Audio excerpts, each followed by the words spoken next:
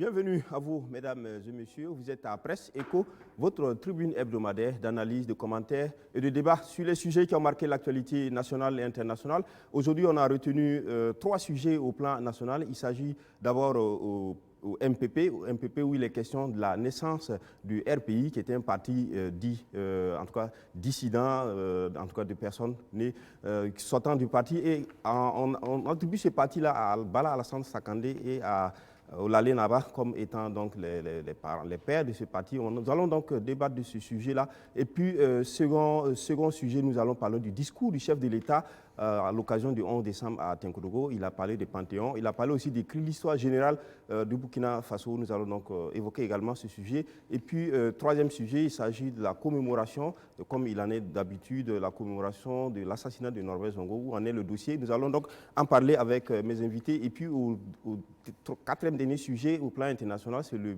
Niger, avec l'attaque qui a fait 70 morts parmi les soldats. Nous allons donc évoquer ce sujet-là. Je suis avec André-Eugène Ilboudo. André-Eugène Ilboudo est le directeur de la radio des écoles. Merci André-Eugène Ilboudo d'être sur ce plateau. Et puis Lengani Issaka, il est journaliste. Il est directeur de publication de l'Opinion, qui est un journal qui paraît désormais en ligne. Merci Lengani d'être sur ce plateau. Et juste à côté de Lengani, Évariste Faustin-Konsebo, il est donc chroniqueur média. Il est président du SEC d'Évêque, qui est une association de défense des droits de l'homme, également premier porte-parole du FORA, qui est le Forum alternatif des citoyens. Merci Évariste d'être là. Et puis enfin, dernier invité, Parfait Silga, il est donc journaliste, il est également analyste. Merci à vous tous d'être sur ce plateau.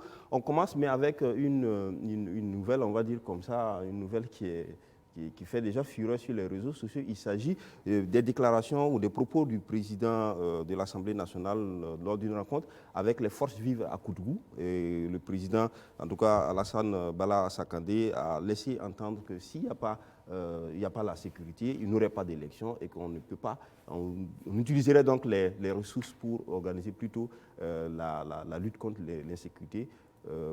Au lieu donc de tenir des élections. Depuis un certain temps, la question est toujours posée, est-ce qu'il y aura des élections ou pas? Est-ce que voilà, le pouvoir, les autorités ont l'intention réelle d'organiser des élections? Ça s'est dit comme ça. Alors, est-ce que ces propos-là, comme certains le commandent déjà, sont une façon de jeter un ballon de sonde, ou est-ce que c'est juste des propos dans une assemblée qui n'ont pas trop grand lien? Parce que le chef de l'État à Tinkodogo précisait qu'il avait vraiment le souci d'organiser des élections démocratiques. André-Eugène Ilboudo.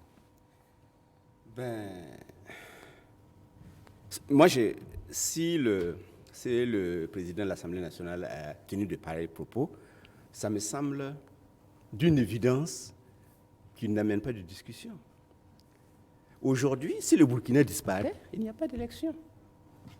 C'est plus simple que ça. Mais le souhait des politiques, eux, ils diront, même s'il y a la ruine, si on peut choisir un président pour gérer les ruines, lui, il est là, on fait, et puis lui, il gère les ruines.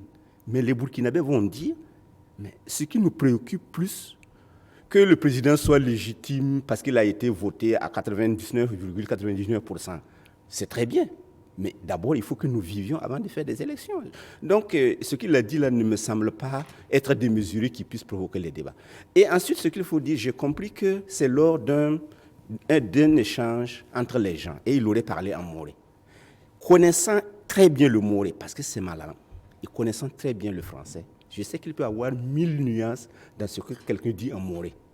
Et si quelqu'un ne traduit pas fidèlement ce que la personne dit, ça peut amener. Mais au-delà de tout cela, il faut dire pour moi, si on dit que les élections c'est dans une semaine, dimanche prochain, et que le Burkina disparaît vendredi, il n'y a pas d'élection le dimanche qui suit.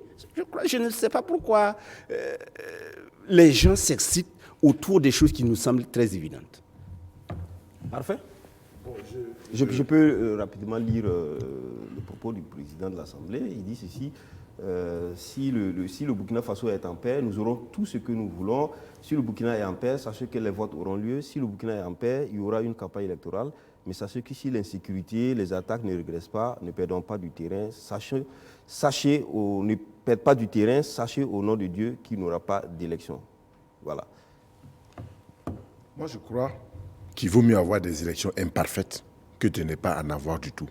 Parce que si vous n'avez pas d'élection au Burkina Faso, ça veut dire que vous rentrez dans un vide constitutionnel. Ça veut dire que vous créez d'autres problèmes. Et pour moi, c'est ça qui est le plus important. Et moi, je pense qu'il faut s'en tenir à ce que le président du FASO a dit lors de l'interview.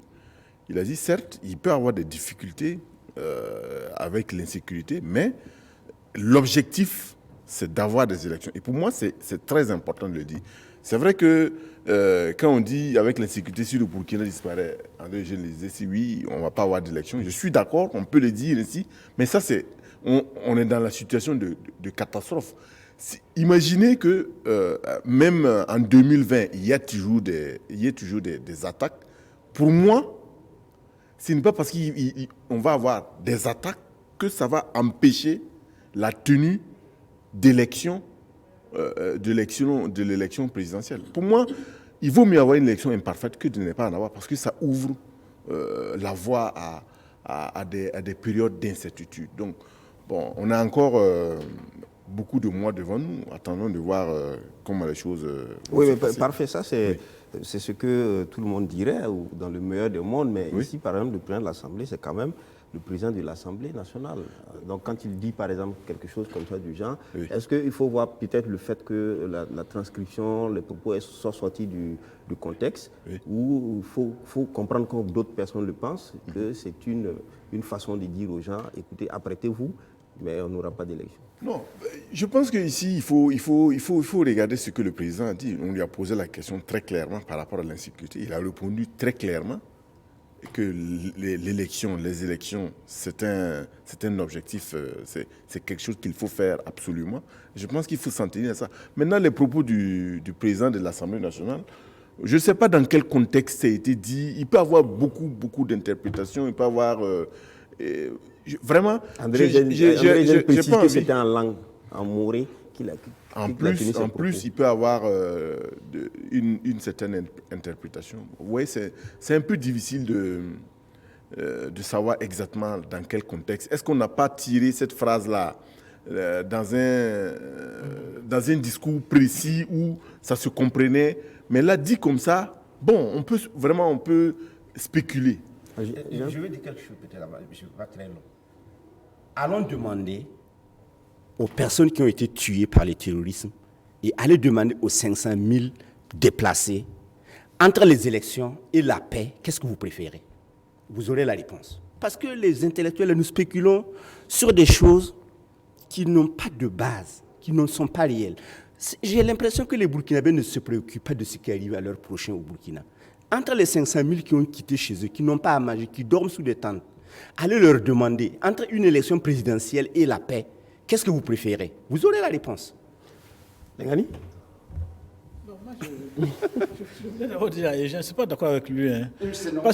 En fait, oui, c'est normal. Merci de m'accepter ça.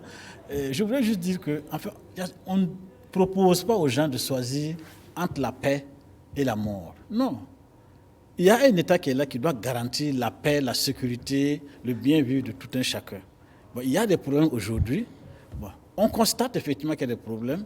Bon, mais si on pose le problème comme étant un choix possible, bon, c'est sûr que les gens vont choisir la sécurité, la paix, etc., le bien-vivre, plutôt que, bon, si on leur dit, bon, si on vous garantit ça, si vous ne voulez pas d'élection, les gens vont signer. Moi, je vais signer.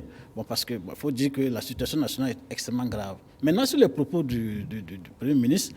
Bon, du président de l'Assemblée. Du président de l'Assemblée nationale.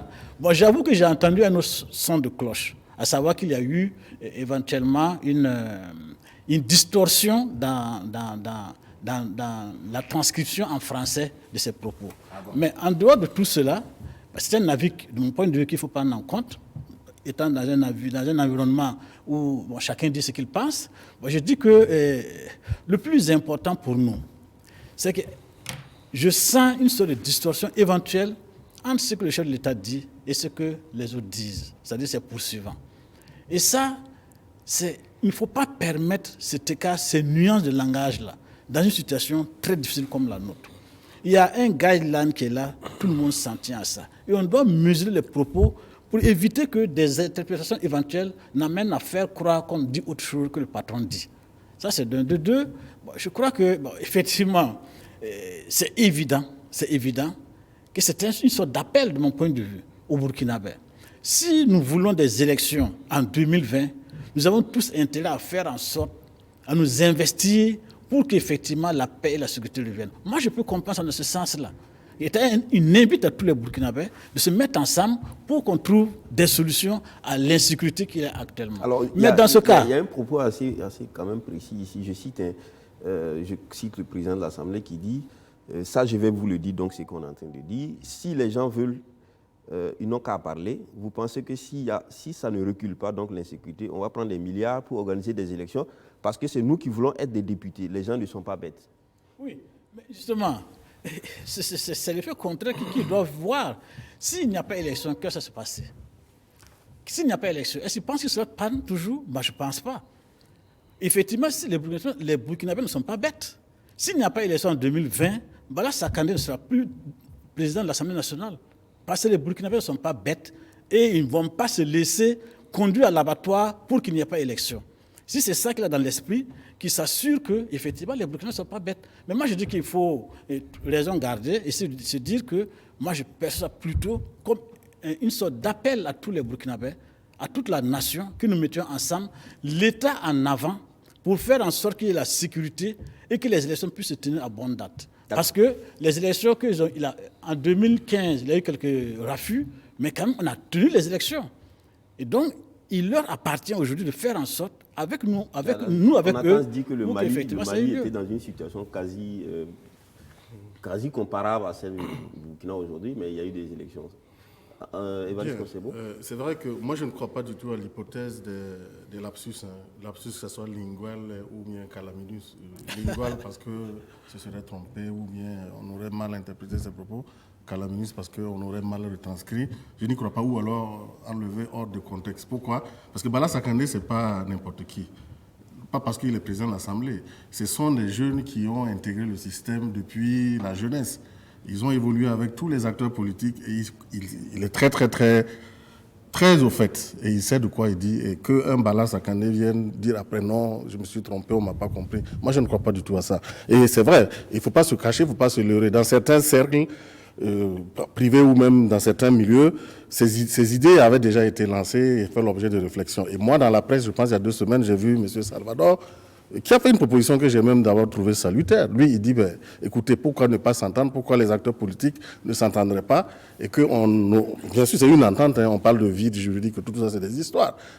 C'est un consensus que la classe politique doit savoir, mais toujours est-il que, si on arrive à un tel consensus, c'est pour faire quoi? Parce qu'il ne faut pas se leurrer aussi. Moi, prends par exemple le cas, peut-être l'élection présidentielle, à la limite, on peut caracoler pour le faire passer, mais pensez-vous que pour les législatives, les députés peuvent aller à Djibo ou bien à Barabolé pour faire campagne? Moi, je ne sais pas. Il y aura quand même un problème quelque part. Alors, mais l'opposition a toujours dit qu'arriver dans les brancards politiques, pas question, il faut tenir à bonne date les élections. Ça, c'est une position, de principe de l'opposition politique. Est-ce que cette opposition va revenir encore pour... C'est pas qu'elle va... Vous savez, les politiques évoluent en fonction du terrain. Hein, parce que, c'est vrai, même le chef de l'État était très prudent. Hein, il a conditionné et il parlait aux conditions. Quand vous avez su, il dit bien que son objectif, c'est ça. Mais on peut ne pas atteindre un objectif. Mais, parce que moi, en fait, je me pose la question en tant que citoyen burkinabé. Supposez qu'on fasse un forcing et qu'on fasse ces élections. Est-ce que la situation, au point de vue sécuritaire, va connaître une embellie ou va s'améliorer? C'est ça la question que je me pose. Vous savez, ce que je ne sais pas qui je... d'abord rapidement. Ok, allez. Ça peut dire que les propos de l'opposition, si on les extravertit aussi, on peut dire que l'opposition dit qu'il y a 40 000 morts par jour, 100 000 morts par jour, nous, il y aura les élections. On veut les élections coûte que coûte. Et là aussi, c'est pas bon. Je pense que ce n'est pas ce que le CEFOP veut dire, qu'il faut tenir les élections coûte que coûte, même au péril de nos vies, etc. Je pense que c'est ça. C'est pourquoi je dis que nous devons savoir à raison garder, dans les propos de ces gens-là, tirer ce qui nous paraît le plus profitable pour tout le monde. Moi, je crois que ce qui est profitable pour tout le monde aujourd'hui, c'est que nous fassions en sorte qu'il y ait la sécurité, qu'il y ait la paix au Burkina Faso, afin que les élections puissent se tenir dans des conditions acceptables. Alors, est-ce que c'est ce que le PAN a voulu certainement dire ici en disant s'il n'y a pas d'élection, s'il n'y a pas de sécurité, on ne peut pas faire des... Ce qui est naturellement vrai. S'il n'y a pas d'élection, comment on fait? S'il n'y a pas de sécurité, comment on fait? On ne peut pas aller au marché, on ne peut pas mettre des activités, ce n'est pas des élections qu'on pourrait faire. Est-ce que ce n'est pas une façon, comme Lengani le dit, de préciser aux gens qu'on doit plutôt se concentrer sur quelque chose d'important pour faire des élections? Mais c'est parce qu'on a mis dans nos têtes qu'il faut faire des élections pour avoir un président. Et dans les pays où il y a un roi, il n'y a pas d'élection, c'est un roi qui guide là. On a fait un choix. Attendez, non, ce que je veux dire, il ne faut pas pervertir la vie des gens et les conditionner à des élections purement et simplement. Je termine. Ce que je veux dire, si aujourd'hui le président dit, moi, vu la situation, je démissionne et je demande aux politiques de laisser la place à d'autres structures de venir. Mais on n'aura pas d'élection, mais le pays va continuer. Je termine pour ne pas être très long, pour que ceux qui ne sont pas d'accord le puissent dire aussi. Écoutez, chez les peuples, quand le roi meurt et qu'on n'a pas un nouveau roi, le pays s'arrête. Le pays ne s'arrête pas. D'accord. Non, je veux dire, les élections, c'est nous les intellectuels qui en faisons un problème. Mais c'est un choix. Non, je dis. C'est un choix de dévolution du pouvoir.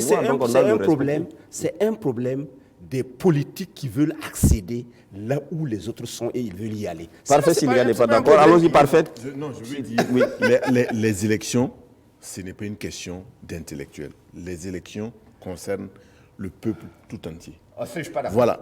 Les élections moi, je ne suis pas partie de ce peuple. Oui, d'accord.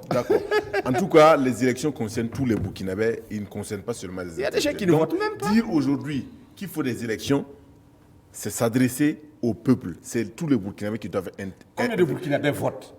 Merci. Même si, oui, c'est une question qui est importante. Merci. Si ça les intéressait, ils allaient aller voter. Je rappelle que cette émission est interactive, donc les téléspectateurs peuvent appeler pour s'inscrire, on les rappellera pour prendre leur intervention et on aura débat. Certainement qu'on peut revenir encore sur ce sujet-là. On va continuer. Naissance donc du RPI. Le RPI, c'est un parti, en tout cas qui est né, mais il se trouve que c'est un parti qui est né de par la volonté de personnes qui sont issues du MPP. Et donc, du coup, ça a créé beaucoup de surenchères. On a même attribué la naissance de ce parti-là à Bala Sakandé, justement, et au Larlé Nava, parce que, il ne se serait pas en odeur de sainteté avec le président par intérim qui est Simon Compaoré. Alors, le débat enfle et on en parle, mais il se pose en des termes comme ça. Est-ce qu'il y a péril en la demeure au niveau du MPP? Pourquoi la création d'un parti de gens venus du MPP pourrait tout de suite mettre une situation de conflit entre les leaders au sommet? D'abord, pour parler de ce sujet, je dirais que ce sont des allégations. Parce que nulle part, de façon, je n'ai vu dans la presse, en tout cas de façon précise, il y a un parti qui est né, voilà l'organe dirigeant. Et même s'il y avait eu un article, ou s'il y avait une information sur ce parti, on n'a pas encore vu dans les organes dirigeants le président de l'Assemblée nationale ou le Lalé Naba. Moi, je crois que à ce stade-là, si on rentre dans les commentaires, on va parler d'allégations, de rumeurs. Ce que je peux dire pour rassurer et toi, Parfait, et les téléspectateurs, ce parti est bel et bien existant. Moi, personnellement, j'ai vu son récépissé, donc il est bel et bien existant. Il est bel et bien existant. Voilà. Est-ce que vous avez vu l'organe dirigeant de ce parti? Je ne peux pas le dire ici, mais c'est quelque chose. Mais voilà, bon, on va rentrer dans les spéculations. On dit, oui, on attribue ce parti, on attribue la paternité de ce parti au président de l'Assemblée nationale et au Lalé Naba. Franchement, le jour qu'ils auront le courage de sortir en conférence de presse et dire, nous sommes derrière ce parti, comme Zida l'a fait avec le parti dirigé par le professeur Loada, nous allons faire les commentaires nécessaires. Mais pour le moment, on a encore des allégations. Le jour qu'ils auront le courage de faire, ils sauront qu'ils sont derrière ce parti. Et nous allons apporter. Oui, mais qu'est-ce que vous voulez qu'on fasse comme commentaire? La question est qu'on ne peut pas élaguer parce qu'il est question ici de parti majoritaire au sein duquel il y a un parti qui se crée et on attribue la création des partis à des leaders d'un côté qui voudraient donc écraser un autre côté pour dire vulgairement les choses. Est-ce que ça, c'est pas important qu'on en parle? Vous parlez d'un parti qui n'est même pas sorti officiellement. Et vous voulez qu'on fasse des commentaires sur ce parti? Est-ce que vous avez vu une conférence de presse? Est-ce que vous avez vu une déclaration d'existence dans un journal où... vous n'avez même pas vu ça et puis vous voulez qu'on fasse des commentaires là-dessus? Non, je veux dire quelque chose. Vous voulez qu'on fasse des commentaires sur des allégations, sur des rumeurs.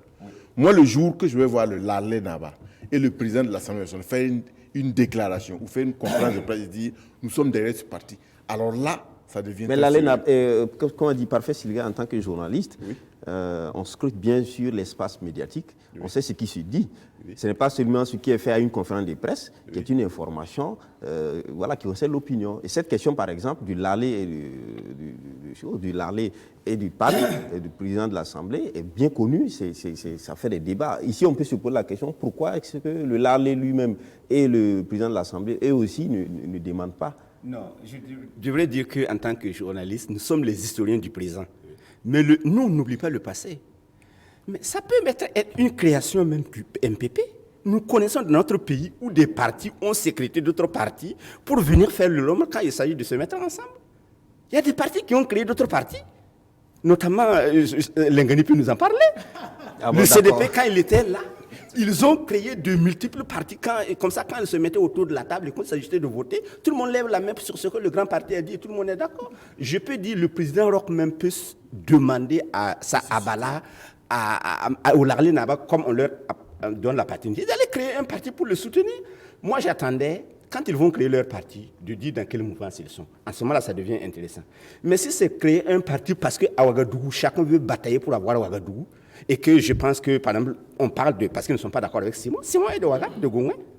Le Larlé Naba est de Larlé. Balé Sakana est de Samané. Ils veulent contrôler Ouaga. Et s'ils pensent que, si moi je contrôle Ouaga, c'est mieux pour moi que l'autre, pourquoi vous ne voulez pas que j'aille créer un parti pour pouvoir contrôler Ouaga? Mais ce n'est pas pour être contre le MPP ou bien contre le président. Alors, il n'y a pas de chat à fouetter dans cette affaire-là. Il n'y a rien à voir. On n'a qu'à circuler. Lengani. Oui, bon... La situation est quand même risible, hein, à plus d'un titre. Bon. Personnellement, j'ai fait un article en 2017 dans lequel je prévoyais plus ou moins ce qui se passe aujourd'hui sur le plan politique. C'est-à-dire une sorte d'implosion des partis traditionnels parce que, au vu de la gestion de l'État, au vu des problèmes qui vont survenir au cours du mandat, le paysage, les besoins des populations, les aspirations des populations vont évoluer. Parce qu'ils ne seront plus suffisamment pris en charge par les partis traditionnels. Donc, pour contourner ces difficultés, les gens vont se mettre à créer, à gauche et à droite, des semblables de nouveaux partis, de nouveaux visages, de nouveaux langages, pour essayer d'appâter encore l'électorat. Parce que, effectivement, le CDP, le MPP, l'UPC, aujourd'hui, de mon point de vue, n'ont pas répondu aux aspirations des populations. Et donc, ces partis-là se retrouver en 2020 devant l'électorat, ça va être difficile de pouvoir récolter quelque chose. Donc, je comprends tout à fait que le MPP, voyant cela, surtout lui, parce qu'aujourd'hui, bon, nous sommes ensemble, hein, on vit. Aujourd'hui, si vous entendez les gens parler de MPP, on ne dirait pas que c'est un parti normal. On a l'impression que c'est la peste. Parce que bon, personne n'en veut, moi je ne sais plus, on reproche quelque chose. C'est tout à fait normal. Quand on est en gestion de pouvoir, on a toutes les critiques parce qu'on ne peut pas répondre aux attentes, surtout dans la situation actuelle de Burkina Faso. Donc, c'est tout à fait, de mon point de vue, logique que des gens veuillent sortir, en tout cas veuillent trouver des échappatoires pour pouvoir encore appâter l'électorat. Ça, c'est ce que je pense. Bon, mais dans la réalité, est-ce que ça va prendre? Est-ce que ce n'est pas un coup d'épée dans l'eau? C'est ça. Mais s'il s'agit de créer un parti micro-territorial, c'est-à-dire limité à Ouagadougou parce qu'on veut régler des comptes à X ou Y, je ne pense pas que ça sera la solution. Parce que, contrairement à ce qu'on pense, il y a effectivement des forces nouvelles sur le plan politique qui naissent. Il y a effectivement des leaders nouveaux qui naissent et qui ont un langage nouveau, qui vont avoir un discours nouveau, qui vont avoir un programme nouveau.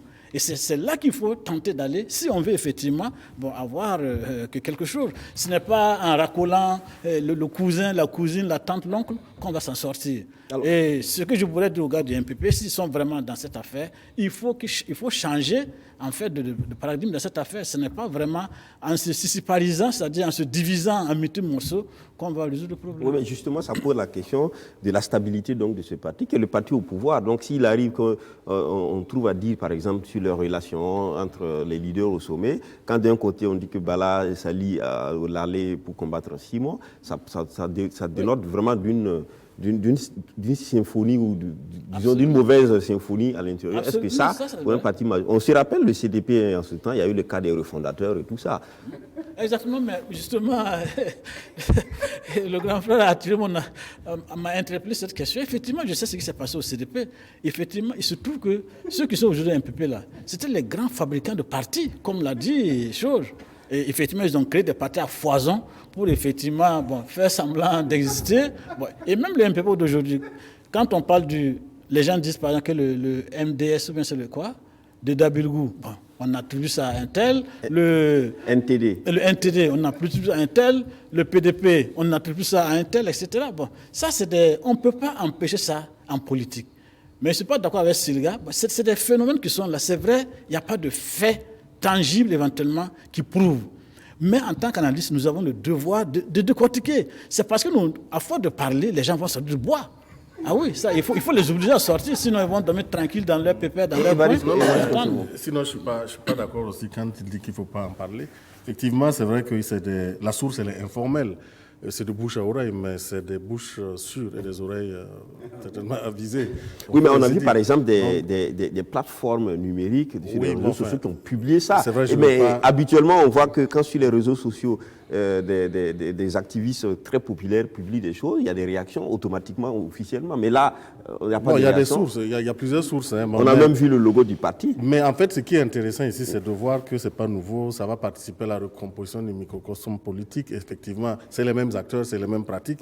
En d'autres temps, on a eu les mêmes, comme Lengani, bien sûr, un expert à côté qui peut nous en dire. Mais en fait, ce dont on occulte on devait peut-être plutôt s'appesantir sur la situation actuelle d'intérim du MPP. Parce que ce n'est pas normal. Ça fait combien d'années qu'ils n'ont pas élu un président? Ça, c'est assez révélateur d'un malaise, de problèmes sûrs et certains. Mais maintenant, comment est-ce que les gens... Peut-être que l'intérim, c'est pour terminer le mandat de... Peut-être des frustrations, mais quand même, on sait quand même le mandat de Salif Diallo... écoutez, ça fait combien d'années maintenant que ça dure? Ça, en fait, je pense que c'est assez révélateur d'un problème et que c'est peut-être ces problèmes-là créent des frustrations. Parce que vous avez aussi des jeunes qui sont des dents bien longues, qui attendent aussi. Mais maintenant, c'est vrai que ce n'est pas le seul parti annoncé. Il y a d'autres partis annoncés que l'on prête très proche de certains ministres.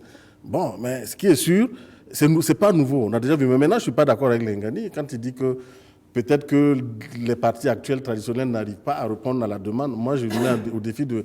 Les partis en Afrique, on ne les crée pas pour résoudre des problèmes. C'est pour appâter les lecteurs. Donc, bon, ils vont peut-être se combattre à la base, mais au sommet, je suis sûr qu'ils vont converger vers celui qui a le pouvoir. Avant de... Fermez-moi. Ça pose problème ici, parce que ce sont les deux personnes annoncées là qui posent problème. C'est le président de l'Assemblée nationale et le Lalé Naba, et on sait que ce sont des bons de Ouagadougou. Mais il faut vous rappeler que quand le père à M. Salif Diallo, quand il est décédé, la bataille pour le perchoir à l'Assemblée nationale a fait de l'UFIFI au sein du MPP. Et il y avait des clans. Et c'est le clan des Bala Sakandela qui a gagné le perchoir. Quand on voulait élire le maire de Ouagadougou, parce qu'il faut lire dans la perspective de ce qui se passe, et je dis de ne pas oublier le passé, dans la perspective, le maire de Ouagadougou, Bala Sakandé, le Larlé Naba, ils sont d'un même bord, ils sont d'un même groupe au sein du MPP. C'est une question de bataille de clans. Et j'ai dit, il n'y a rien, c'est pas quelque chose de nouveau. Ce qui se passe ici, c'est que le parti qui vient de naître, on est tous journalistes, on cherche nos informations. Oui. En tout cas, moi, je suis allé à la source, ce n'est pas tout. Ce parti n'est pas un parti créé ni par Bala Sakandé, ni par Lalé Nava. C'est un parti de jeunes cadres du MPP. Mais pourquoi on met leur nom? C'est pour créer la dissension au sein du groupe. Pour dire, voilà, mais on ne va pas être dupe. Les gens jouent à l'ombre. C'est un théâtre d'ombre. Mais nous, on sait que ce sont des humains qui jouent, même s'il y a un théâtre d'ombre qu'on nous présente. Oui. D'abord, ce parti-là, selon les informations, il y a même des députés dedans. Et ce n'est pas 2, 3, hein, selon les informations qui circulent. Donc, c'est un parti qui va naître avec des grosses dents déjà. Ça, il faut des langues très longues. Ça, c'est déjà quelque chose qu'il faut voir. Bon, puis je pense que... Quand on parle des problèmes au sein du MPP, ce n'est pas figé. Hein. Les clans ne sont pas figés, comme c'était pas à l'époque. Ça évolue. Oui, de chacun. Exactement. Et je ne suis pas sûr aujourd'hui qu'au moment où Bala Sakandé était désigné perchoir, il était du même camp que le Larlé. Je ne crois pas du tout. Je ne crois pas du tout. Donc, il ne pourrait pas s'allier. Bon, ça veut dire que les choses ont évolué éventuellement. Bon, mais ça, le fond du problème, de mon point de vue, c'est qu'aujourd'hui, le MPP se rend compte qu'il y a un problème au niveau de la mobilisation. Et je pense que c'est tout à fait normal que le parti cherche des solutions. Mais là où je ne suis pas d'accord, et là j'interpelle vraiment vigoureusement les militants sincères du MPP, il n'est pas normal que depuis 3 ans, le parti soit dirigé par un intérimaire. Mais est-ce que ça, c'est pas un débat, je veux dire, est-ce que c'est pas une posture plutôt subjective? Parce que est-ce que les textes du parti interdisent un intérim aussi long? Non, pas du tout. Mais je crois que nous sommes en démocratie et le MPP est un parti sérieux. Je pense, et si tel est le cas, il n'y a pas de raison qu'on ne puisse pas se réunir en congrès extraordinaire pour parler à une ville qui est là. Ce n'est pas normal. Ça veut dire quelque part qu'il y a des gens qui refusent de s'assumer. Et si vous refusez de vous assumer, ne serait-ce que dans votre MPP là, comment voulez-vous vous assumer au niveau de l'État? Et on voit ce qui se passe, une gouvernance médiocre. Parfait. Je voulais dire que par rapport à ces partis dont on parle en fait, le RPI, c'est le Rassemblement patriotique pour l'intégrité. Je voulais évoquer par exemple le cas d'un parti qui est aussi en gestation. Celui de bon, lui, publiquement, il a dit, le conseiller spécial du président Ouali. Oui, ça c'est déjà... Vous voyez, et ça, on voit que ça participera certainement... Mais lui, il n'est pas du MPP. Là, on parle des partis qui se créent à l'intérieur du MPP. Mais je vais dire... Ouali n'est pas du MPP. En fait, il y a quelque chose qui a été dit qui est très important. Vous voyez, dans la stratégie, on peut créer un parti parce qu'on se dit, on va aller à la conquête. Et comme... il peut y avoir des poches, par exemple, dans certaines régions où le parti au pouvoir ne peut pas arriver à obtenir des voix. On crée un parti à l'ouest, à l'est, pour essayer de récolter un certain nombre de voix. Afin que, au décompte final, on dise, bon, le MPP a 55 députés, en plus, il y aura 2 députés de tel parti, 2 députés, et puis bon, au décompte final, la majorité, ce que tu dis, c'est une stratégie bien connue, elle est même très normale, tous les partis s'allient à des groupes, etc., pour ratisser large, mais là, on est en train de parler d'une question interne au MPP, quand des partis se créent à l'intérieur du parti majoritaire, c'est là la question. La question, elle peut être abordée de 2 façons, c'est-à-dire que vous avez une création interne, vous avez un dessein, c'est-à-dire le parti décide à l'intérieur de créer un parti pour un objectif précis, sans que ce ne soit de la scisipalité, sans que ce ne soit effectivement sur la base d'une bagarre. Mais il peut y avoir aussi des intérêts. Quand on dit par exemple qu'il y a des députés qui sont là, ça peut être dû au fait que des députés regardent l'avenir, l'horizon, et se disent ce n'est pas évident que je sois encore tête de liste. Donc, si ce n'est pas évident, qu'est-ce que je dois faire?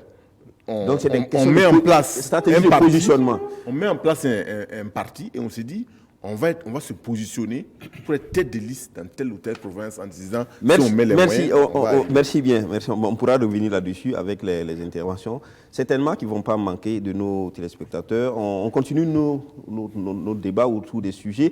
Alors, le président du Faso, donc, comme traditionnellement, a délivré un discours le 11 décembre à Tinkodogo. Je rappelle que cette commémoration de l'indépendance tournait autour du thème 100 ans de la création du Burkina Faso, devoir de mémoire et engagement patriotique en vue de la consolidation de l'État-nation. En tout cas, le président a fait un discours comme d'habitude. Alors, il est ressorti par rapport donc à ce centenaire des idées fortes que le président a eu à lancer. D'abord, du point de vue du mouvement social, etc., le président a réitéré son appel à la trêve sociale. Alors, vous avez un commentaire par rapport à ça?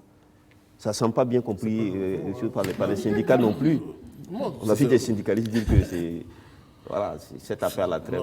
C'est vrai que depuis quand même la complication de la situation sécuritaire, au nom de la trêve sociale, on a demandé que chacun mette de l'eau un peu dans son vin et qu'on aille à l'essentiel.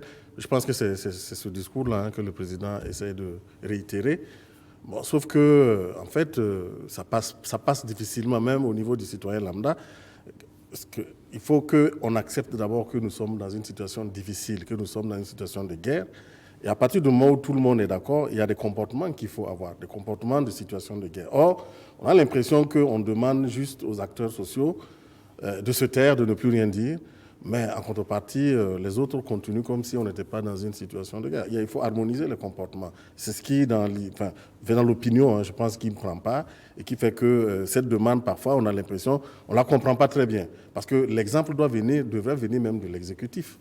C'est eux qui doivent, à travers leur comportement, amener les Burkinabés à intégrer que le fait que nous sommes dans une situation de guerre et qu'à partir de ce moment maintenant, chacun doit vraiment faire des efforts. On ne sent pas ça depuis. Alors, depuis est-ce que quand le président réitère un appel à la trêve sociale, il l'avait déjà fait, ça s'était un peu calmé, et puis après, les mouvements sociaux ont repris. Est-ce que ça voudrait dire que, quelque part, le message du président ne passe pas, ou qu'il doit peut-être changer de fusil d'épaule, parce que jusque-là, on n'a pas encore vu par exemple une rencontre entre le président et les... Il doit convaincre par l'exemple, c'est ça. Oui, je pense. Est-ce que l'exemple ou la stratégie de passer ce message-là? Évariste m'a retiré le mot de la bouche. C'est l'exemple qu'il faut. Effectivement, moi, j'ai pitié du président du Faso. Et j'ai pitié parce que, pour être obligé de réitérer un appel, pour être obligé de réitérer cet appel-là, ça veut dire que le monsieur est au bout du rouleau. Et ça, de mon point de vue, les Burkinabés ont intérêt à regarder. Moi, je pense que ce n'est pas l'appel à lui-même qui nous interpelle, mais c'est ce que induit cet appel. Votre commandant en chef n'a plus de solution. En fait, c'est ça. Pour être obligé de revenir sur des appels qu'il a lancés qui n'ont pas été entendus. Je dis effectivement, peut-être qu'il faut que le président regarde lui-même à son niveau. Quand il lance son appel, pourquoi les appels précédents n'ont pas marché? Je pense qu'en intellectuel, on fait le point. J'ai lancé un appel, les gens n'ont pas suivi. Pourquoi? Vous avez des conseillers, vous avez des gens que vous avez nommés. Il faut qu'ils vous disent pourquoi mon appel n'a pas été entendu. Je pense que c'est un devoir pour eux de lui dire ça. Si ils sont incapables de le dire, mais qu'ils les balaient et qu'ils les remplacent par d'autres personnes. Un chef d'État ne peut être là à répéter le même message tout le temps à son peuple parce qu'il n'est pas entendu. Pourquoi il n'a pas été entendu? Moi, je pense que c'est des questions qu'il faut se poser. Est-ce que peut-être aussi que le chef d'État peut-être changer de méthode, c'est peut-être recevoir les... On n'a pas encore vu, recevoir les syndicats et parler avec eux, engager un dialogue avec eux. Monsieur Loukman, ce n'est pas vous qui allez vous asseoir ici pour dire au chef d'État ce qu'il doit faire. Il a des conseillers qui sont là pour ça. Les Burkinabés paient des gens pour le conseiller, pour lui dire ce qu'il faut faire, pour lui donner des conseils. C'est eux qui doivent faire ça, ce n'est pas toi ici. Pardon. Non, on y va. Ce n'est pas nous ici. C'est plus sympathique. Bon, ensuite, je dirais que, bon, effectivement, il faut que, si c'est moi ma lecture, il faut effectivement utiliser l'exemple pour amener les gens à adhérer au discours. Malheureusement, au niveau de la colonne vertébrale de l'État, l'exemple, ce n'est pas ça. On veut que les uns serrent la ceinture pendant que d'autres continuent à festoyer comme si de rien n'était. Ça, ce n'est pas possible. Et je l'ai dit déjà une fois sur ce plateau ici. Il n'est pas admissible que dans un pays en guerre comme le nôtre, on vive comme ça à Ouagadougou. Ça veut dire qu'il y a un problème de gouvernance qui est posé. Parfait. Non, Parfait a déjà parlé. Non. Parfait n'a pas encore rien dit. Non, je veux dire, j'ai plusieurs fois sur ce plateau, j'ai dit, les Burkinabés ne se rendent pas compte que nous sommes en guerre. Et tout le problème la part de là. Vous avez des partenaires... Qui se rend pas? Quand on dit les Burkinabés, qui sont ces Burkinabés? J'ai dit les Burkinabés, oui. J'ai dit les Burkinabés. Vous et moi. Ah non. D'accord, allons-y. Oui. Ils ne se rendent pas compte qu'ils sont en guerre. Il y a des partenaires aujourd'hui, dans une chancellerie, je ne vais pas la nommer, où il y a eu des rencontres, les gens se demandent, mais les Burkinabés, mais votre situation est tellement grave que vous devrez avoir un sursaut. Mais non, au lieu de cela, nous continuons ce que nous avions l'habitude de faire il y a 1 an, il y a 2 ans. Voilà pourquoi j'ai dit, pour moi, il y a 2 éléments qui sont importants dans le fait que le président réitère cet appel et il semble ne pas être entendu. Il y a la qualité du dialogue social. Parce qu'il faut le dire, s'il réitère l'appel à la trêve sociale et les gens ne suivent pas, c'est parce que les syndicats se disent, on n'a pas encore eu ce qu'on voulait. Voilà. Donc, pourquoi vous voulez qu'on arrête alors qu'on a encore des choses qui sont dans le tuyau?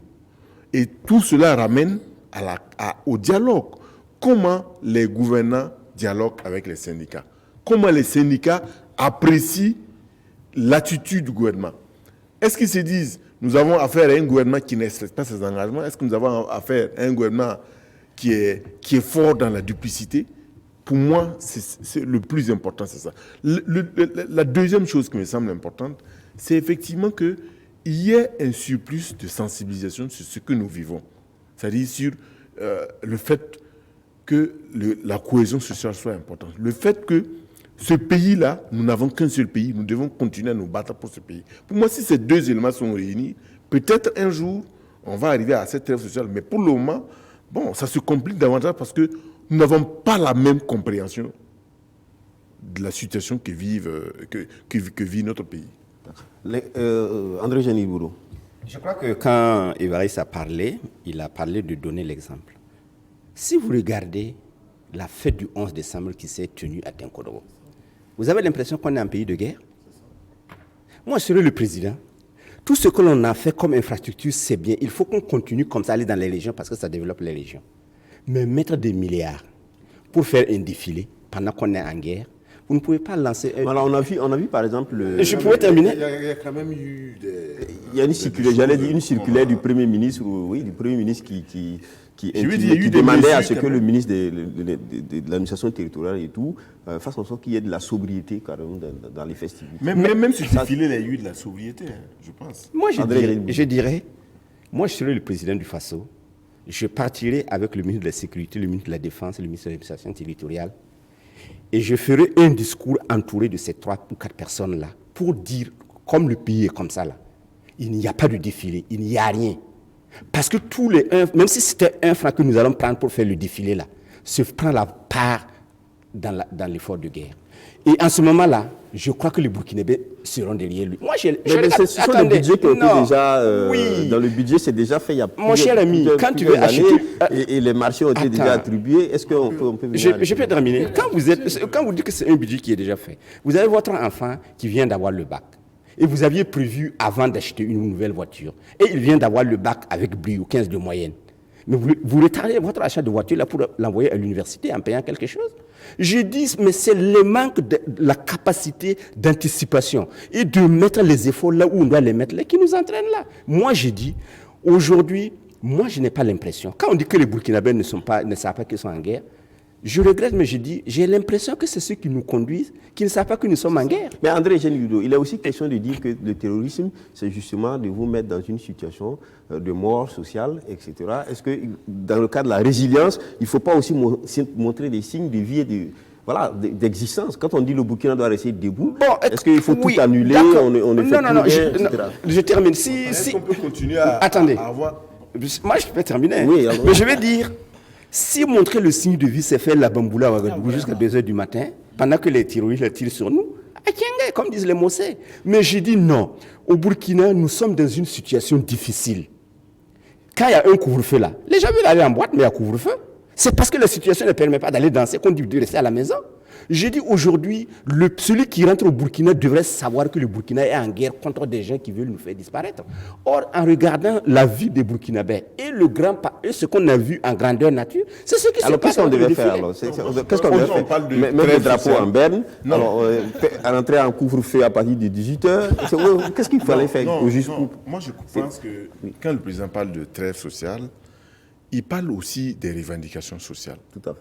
Parce que si vous aviez l'habitude de réclamer à travers une plateforme revendicative, quand on fait le point, si vous avez l'habitude de réclamer un certain nombre de choses, peut-être que maintenant, on vous dit, bon, faisons attention, parce que chaque année, au regard de la situation, on consacre des milliards pour la sécurité, pour le retour de la sécurité dans nos régions. Est-ce qu'il ne faut pas qu'on puisse aller doucement maintenant? Moi, je crois que c'est plutôt aussi de ce côté qu'il faut regarder. Voilà pourquoi j'ai dit que la qualité du dialogue social peut être très importante. Mais une question importante. Parce qu'il faut arriver à dire aux gens, de façon très claire aux syndicats, la situation est telle que nous ne pouvons pas continuer à résoudre les problèmes là comme vous l'aurez souhaité. D'accord. Mais là aussi, on a vu qu'au niveau du ministère de la Défense, on n'a pas pu consommer 100 milliards. Oui, ça aussi, c'est... Je n'arrive pas à comprendre ce qu'il dit. Parce que c'est vrai, d'un côté, quand on demande aux autres de serrer la ceinture, au niveau de la gouvernance de l'État, on devrait voir une réduction drastique du train de vie de l'État. C'est ce qu'on ne voit pas. Et c'est ce que le gouvernement MPP, depuis qu'ils sont arrivés, ils sont incapables de faire et de montrer aux Burkinabés. Sankara l'a fait en quelques mois, là, je pense. On peut le faire. D'accord. Oui.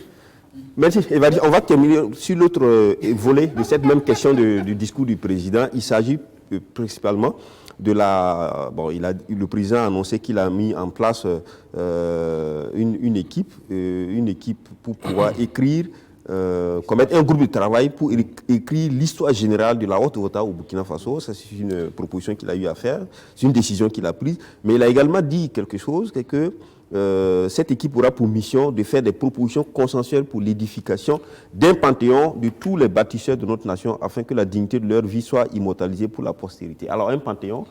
franchement, c'est encore la preuve qu'il est en panne d'idées. Ils n'ont rien d'autre à proposer. Le panthéon, Burkina, je pense qu'on a déjà un monument pour les héros au Burkina. Je pense, peut-être que je me trompe. Oui, il est à côté ici, à 100 mètres de BF. Bon, maintenant, ça prouve vraiment qu'ils sont en panne d'idées. Il n'y a rien d'autre à proposer. Mais en fait, en revanche, ce que je trouve qui est grave, qu'ils passent une commande pour écrire l'histoire du pays. Ça, je trouve que c'est très grave. C'est un groupe de travail, mais ça ne doit pas venir des politiques, ça c'est l'université qui doit s'en saisir. Oui, mais il dit qu'il a mis un groupe de travail en place. Et on n'a pas les profils et tout ça. Mais... Oui, mais bon, méfiez-vous quand même. Ça, j'ai très peur que si on encadre ça, on va nous prendre une histoire de la version versus ce qu'on a voulu, quoi, en fait. Lengani ? Pour la question du Panthéon, bon, pour le Panthéon... Est-ce qu'il faut confondre le Panthéon et le monument au martyrs qui est là? Non, héros. Il y a le martyr et puis les héros. Bon, vraiment, c'est terrible, c'est terrible. Parce que si on prend un exemple simple, on prend un exemple simple, vous prenez par exemple Maurice Yameogo, est-ce qu'il est chez les héros ou chez les martyrs? Il est où, par exemple? Ouézin Koulibaly, il est où, par exemple? Vous prenez par exemple quelqu'un comme Monseigneur Anselme Titama, on le met où? Les héros ou les martyrs? Est-ce que le Panthéon ne s'explique pas ou ne se justifie pas là? Ça ne se justifie pas, de mon point de vue. Ce n'est pas le discours d'un chef d'État d'un pays en guerre. Et si vous faites un discours de ce genre-là, vous n'avez pas le droit de demander aux gens de se serrer la ceinture. Parce que c'est comme si on était dans un état normal. Et je dis, comme l'a dit Évariste, l'histoire du pays qu'on demande d'écrire, que le chef de l'État demande d'écrire. Donc, on va sortir un livre, on va dire « Histoire officielle du Burkina Faso ». Sinon, comment? Ça, ce n'est pas que le chef de l'État le soit des universitaires, ou bien qu'il aille à l'université tout seul, sans Macron, et qu'il rencontre les intellectuels, qu'il leur dise, bon, je vous demande de faire telle ou telle chose, etc. J'ai telle idée. Moi, je peux compenser. Mais est-ce que, Lengani, est-ce qu'on ne rit pas trop dans les brancards ici? Non, le président dit, annonce des choses qu'il veut faire. On est au centenaire, 100 ans du Burkina Faso. Alors, il estime qu'il faut réécrire l'histoire, parce que l'histoire du Burkina est écrite par qui? Mais il n'a pas. Voilà, peut-être que c'est ça, il n'y a pas de Panthéon. Est-ce que ça, c'est le président, déjà non, le président du Faso, ce qu'on demande au président du Faso, ce n'est pas d'écrire l'histoire du Burkina, c'est d'écrire le président du Burkina. Il a été élu pour le présent. C'est ça la tâche de M. Locmar Christian Kaboré. Ce n'est pas d'écrire notre histoire. Notre histoire, nous avons des historiens qui nous ont formés pour ça. Et qui sont qualifiés pour le faire. Mais il n'a qu'à faire son travail. Et les historiens vont faire le leur. Et les moutons sont bien gardés. D'accord, on va donner la parole ce côté ici. Alors, tour là, c'est mon tour. On va donner à l'ancien pour faire non, je suis très heureux de pouvoir dire à mon tour que je ne suis pas d'accord avec Lengani. Ah, n'est-ce pas? D'accord. Non, je crois que il y a des gens qui ont écrit les 100 ans d'histoire du Burkina. Mais quel que soit Alpha, moi je pense même que l'histoire du Burkina a été tardée à être écrite. Et peut-être qu'elle est falsifiée aussi par endroits. Oui. Il faut que nos historiens, maintenant je ne fais pas insulte à nos intellectuels pour dire que si on vous commande un travail, vous allez faire ce qui paie au prince, mais vous allez faire votre travail d'intellectuel. C'est le président qui commet. Oui, mais le président commet et il engage les fonds pour faire cela. Moi, de toutes les façons, je dis comme je... Sur quels critères on constitue le groupe? Ça veut dire, je demande aux intellectuels d'écrire le Burkina. Ils n'ont qu'à écrire leurs termes de référence et ce qu'ils veulent faire. L'idée, moi, je vous demande de faire. Donc, moi, je n'ai pas de problème là-dessus. Sur le problème du Panthéon, je trouve aussi qu'on est en retard. Parce qu'un pays se construit sur son histoire. Malheureusement, ce qu'il faut reprocher aux politiciens, c'est quand ils arrivent, ils gomment l'histoire et ils écrivent l'histoire comme ils veulent. Si c'est comme ça qu'on comprend l'écriture de l'histoire du Burkina, on ne peut pas être d'accord. Mais si c'est remettre l'histoire sur ses pieds, et dire à chaque personne qui arrive, la personne qui a été avant toi là, même s'il a posé une aiguille, c'est quelque chose de positif. Mais il ne faut pas dégommer. Parce que malheureusement, Une histoire intégrale. et l'histoire se construit en ajoutant des choses, mais pas en gommant des choses. Merci beaucoup. Passons très rapidement sur cette Je ne crois pas Le Panthéon et l'histoire. que le président de Faso demande à ce qu'on écrive l'histoire selon Saint-Roch. D'accord. Il a dit d'écrire l'histoire Qu'il a commis un groupe de de la travail. haute volta au Burkina Faso. Tout à fait. Et il a tout à fait le droit de commettre une équipe. Sinon, qui va le faire? Il n'a pas dit, il n'a pas dit,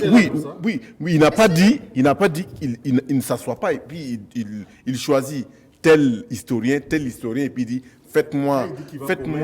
Non, j'ai dit, non, vous riez dans les brancards. Quand je vous écoute, c'est comme si vous lui déniez ce droit. Non, vous ne pouvez pas lui dénier ce droit. Et en plus, on célèbre les 100 ans. Mais pour moi, ça devrait être fait depuis des années. Le Panthéon. Le Panthéon est dans un contexte de guerre. Oui, c'est vous. Mais la guerre va finir. La guerre va finir. Et il y a des gens qui étaient là. Le Burkina était là il y a 50 ans. Le Burkina a existé Il y a 50 ans, il y avant a 100 cette ans. guerre. On a un monument pour les héros. Vous mettez Le quoi Burkina à ça? va exister C'est quoi? après cette guerre. Je suis désolé. Qui vous a dit le contraire? Personne Je vous a suis dit le désolé. contraire. Personne ne vous a dit le contraire. Non, je suis désolé, mais le Panthéon là, il est important. Parce que le Panthéon là, c'est pas le monument des héros. C'est pas les héros, c'est différent. Ça À quoi est-ce existe. qu'il est différent? Il faut m'expliquer. D'accord. Non, attendez, C'est important, il faut que nous disions. Faut nous expliquer. Le Panthéon, c'est quoi? Il faut nous expliquer. Alors, Le Panthéon, c'est on quoi? a l'explication avec le chef de l'État qui dit que le chef d'État dit que le groupe de travail aura pour mission de faire des propositions consensuelles pour l'éducation d'un panthéon de tous les bâtisseurs de notre nation afin que la dignité de leur vie soit immortalisée pour la postérité. Donc ça peut être un cultivateur quelque part. Ce n'est pas forcément les gens de l'élite. Donc ça, est-ce que c'est pas différent? Non, les gens ont parlé. Je peux non. D'accord, oui. Une seconde et puis on va passer au dernier sujet. Nous, on a en face de nous ici le monument des héros. Et si vous connaissez le monument des héros, il y a 4 côtés, il y a 4 piliers qui représentent 4 personnalités du Burkina que le président Blaise avait désignées comme les héros du Burkina, notamment Thomas Sankara. Le monument des martyrs, c'est par exemple ceux qui se sont fait tuer à la guerre, etc. Et qu'on a tué. Un martyr, c'est quelqu'un qu'on tue parce qu'il croit en quelque chose et on lui demande n'est pas quoi. Il dit moi je crois et on le tue. Mais je termine. Mais le Panthéon, c'est pour vénérer la mémoire de toute personne qui a contribué à l'édification du Burkina. Notamment vous. Ce que vous faites ici là. Et je sais, dans 100 ans, 150 ans, quand vous ne serez pas là, on pourra croire que vous avez été une personne qui a contribué à édifier le Burkina et on amènera vos cendres au Panthéon pour dire nous reconnaissons que de sa vie. Et ça correspond à notre culture. Merci André Genivoudo. Ça correspond à notre culture. On va revenir sur ce débat. Au cimetière Merci. vous n'avez pas Alors, le carré on des termine militaires. avec la commémoration donc de la on commémoration. n'intéresse pas les militaires avec tout le monde. C'est fini pour le C'est Panthéon. le concept important. Commémoration, la commémoration bien sûr de l'assassinat de Norbert Zongo. Nous sommes passés donc le 13 décembre, c'est habituel. La question est plutôt du côté de la justice. Alors, en France, on attend donc le gouvernement français qui doit prendre un décret pour l'extradition et depuis lors, on attend toujours. Lengani, sur cette question? Ben, on attend toujours. D'abord, il faut dire que ça fait quand même un bout de temps. Ça fait un bout de temps que le dossier traîne. Beaucoup de compassion pour ceux qui luttent sincèrement pour la manifestation de la vérité. Et encore un coup de gueule à ceux qui politisent à outrance l'affaire et qui en vivent. Et comme l'a dit Nana Thibault, qui en ont fait leur plantation de café. Et souhaiter qu'effectivement, les activistes qui sont en bon droit de réclamer la vérité avec l'ensemble du peuple, parce que c'est pas dans cette affaire, contrairement à ce qu'on croit, ceux qui veulent la manifestation de la vérité, ce ne sont pas forcément ceux qui ruent le plus dans les brancards. D'accord. Alors, mais et donc, maintenant, la France maintenant. Aujourd'hui, le dossier est effectivement au niveau de la justice française. Pour une fois, on ne dit pas que c'est la justice. Maintenant du gouvernement français de la justice. Bon, de la justice. Puisque c'est un acte c'est un acte administratif que l'État doit poser pour permettre au processus de continuer. Parce que ce n'est pas parce que le décret sera pris que le lendemain, on va enchaîner François Compaoré puis l'envoyer ici. Étant entendu que la justice française est saisie dans cette même affaire d'un dossier dans lequel Cette justice a dit que c'est une affaire burkinabé. Comme si, en fait, la falsification, le faux en écriture du juge pour permettre effectivement de prendre, pour alourdir son dossier de demande d'extradition, a été la partie de François Compaoré a demandé que ça soit jugé. Et la justice française, selon les informations, dit que c'est une affaire entre burkinabés. Comme si même le dossier lui-même était une affaire entre Français et burkinabés. C'était une affaire entre burkinabés. Donc c'était un tout. Et ce que moi je souhaiterais, c'est qu'effectivement la vérité soit dite. Et je ne pense pas que la vérité soit dite par une extradition de François Compaoré aujourd'hui, dans les conditions actuelles, avec une justice qui a falsifié des documents pour le faire extrader. Évariste? Non, moi, ce que moi je peux dire, c'est que c'est vrai. Le gouvernement français tarde à prendre. Non, ils ont aussi leur délai interne qu'on le leur permette. Je pense que c'est depuis, c'est une histoire de 6 mois, non, que le président Macron, le Premier ministre, doit prendre le décret d'extradition, lequel décret peut être objet d'attaque au niveau du Conseil d'État, qui va vérifier si c'est conforme à la loi ou si la motivation n'est pas politique. Donc on n'est pas encore, on n'a pas fini tout le parcours. Mais maintenant, ceci étant, c'est vrai que l'ambassadeur a dit que le décret sera signé par le Premier ministre français, certainement, et qu'il a expliqué cette lenteur par des termes techniques, pour se donner des garanties que ça sera exécuté dans les meilleures, je ne sais pas, conditions. Je pense que c'est le terme à peu près qu'il a eu à dire au collectif d'organisations d'OSCE qui sont allés le voir. Maintenant, c'est vrai que on a l'impression quand même que cette histoire-là, le souhait de tous les Burkinabés, y compris même la famille de Nord-Ouest, c'est d'avoir la justice, comme je l'ai dit, et pas qu'on utilise des manœuvres quelconques pour faire des pressions ou pour fausser peut-être ce qui est. C'est ça peut-être, parce que c'est une histoire qui est trop passionnée et qui soulève beaucoup de passion et qui revêt aussi une autre dimension très très politique. Parce que n'oubliez pas, parce que quand on voit par exemple la célérité avec laquelle on a fait supprimer la peine de mort, concomitamment avec les procédures, bon, il y a quand même quelque chose, un problème. Contrairement à ce que Lengani dit, moi je crois que l'extradition de François Compaoré nous permettra d'ouvrir la voie rapidement au procès et que cela puisse effectivement déboucher sur la vérité dans cette affaire. Alors, mais les Français vont-ils réellement signer ce décret? Pour les Français, il ne faut pas se leurrer. Ce n'est pas une affaire qui peut être gagnée tout de suite. Parce que le système là, il est fait de telle sorte que après le décret, il peut être attaqué devant le Conseil d'État et ainsi de suite. Donc, on ne peut pas donner un délai en se disant, oui, dans 1 an, dans 2 ans, François Compaoré sera extradé. Donc, il faut se garder effectivement de donner des délais. Et moi, je crois que dans cette affaire, la mobilisation des activistes, la mobilisation de la société civile, des journalistes doit se poursuivre. Effectivement, le 13 décembre, il y a eu remise d'un appel qui a été signé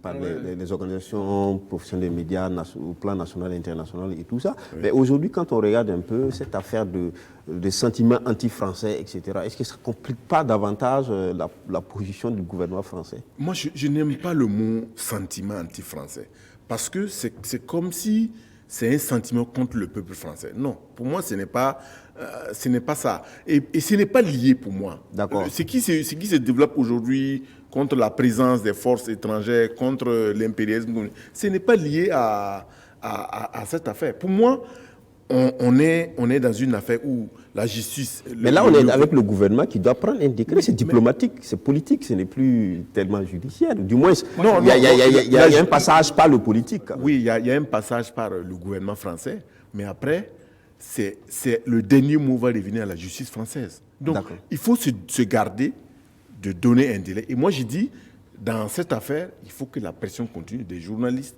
des organisations de la société civile, des activistes.